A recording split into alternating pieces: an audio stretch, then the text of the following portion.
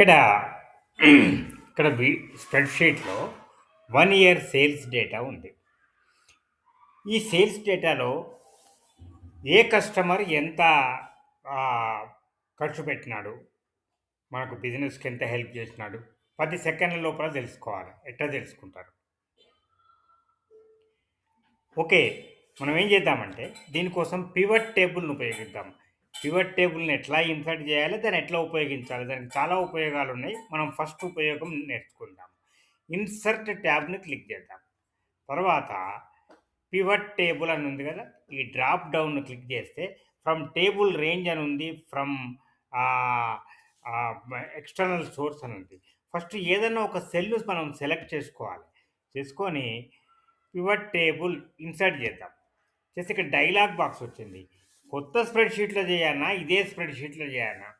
ఈ స్ప్రెడ్‌షీట్‌లోనే మనకు పక్కన డేటా ఉంటది. పక్కన పివట్ టేబుల్ ఉంటది. కానీ అంత నీట్‌గా ఉండదు కాబట్టి మనము కొత్త స్ప్రెడ్‌షీట్ అని సెలెక్ట్ అయినది ఓకే. అదే మనకు కావాల్సింది. తర్వాత ఈ add this to data model అని ఉంది. డేటా మోడల్‌ను మనం యాడ్ చేయడం ద్వారా డేటా అనాలిసిస్‌కు మనకు చాలా ఉపయోగపడుతది. కాబట్టి ఈ చెక్ బాక్స్‌ను మనము క్లిక్ చేసుకొని ఓకే క్లిక్ చేద్దాం.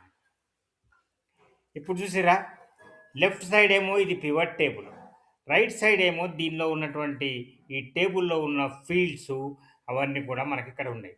మీరు ఇంతకుముందు ఆ టేబుల్ ఏవైతున్నాయో అవి ఇక్కడున్నాయి. మనం ఇప్పుడు ఏం చేయాలి? ఇలా 4 ఉన్నాయి. ఫిల్టర్సు, కాలమ్సు, రోసు, వాల్యూస్.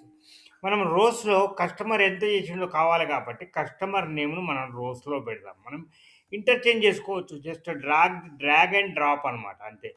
మనము కస్టమర్ నేమ్ ఉంది. నేను ఇప్పుడు దీన్ని డ్రాగ్ చేస్తా. డ్రాగ్ చేసి రోస్‌లో పెడతా. అందరు కస్టమర్స్ రోస్‌లో వచ్చినారు కదా! ఇప్పుడు అమౌంట్ అనేది ఉంది కదా! ఎంత ఖర్చు పెట్టిర్రో, ఎంత ఖర్చు పెట్టిర్రో అది మనము యూనిట్ ప్రైస్ మనకు కావాల్సింది అమౌంట్. ఇట్లా కిందికి పోతే స్క్రోల్ చేసుకుంటే ఇక్కడ అమౌంట్ ఉంది. ఎప్పుడైనా ఈ న్యూమరికల్ వాల్యూస్‌ని మనము ఈ వాల్యూస్ అనే దానిలో పెట్టాలి. అక్కడ సిగ్మా ఉంది. అంటే సమ్ చేస్తది. మనకు కావాల్సితే చేంజ్ చేసుకోవచ్చు. సమ్ చేసింది. చూసారా ఇప్పుడు? ఎంత ఈజీగా మనకు ఏ కస్టమర్ ఎంత ఖర్చు పెట్టిండనేది వచ్చేసింది. మనమేం ఫార్ములా ఉపయోగించలేదు. మనమేం షార్ట్‌కట్ ఉపయోగించలేదు. ఇది పివట్ టేబుల్ యొక్క ఫస్ట్ యూజ్. నెక్స్ట్ వీడియోలో మనము ఇంకొక వేరే డేటాను మనం ఎక్స్ట్రాక్ట్ చేద్దాం. ఓకే. ఈ నెగెటివ్ ఉందంటే అక్కడ లాస్ వచ్చిందన్నమాట.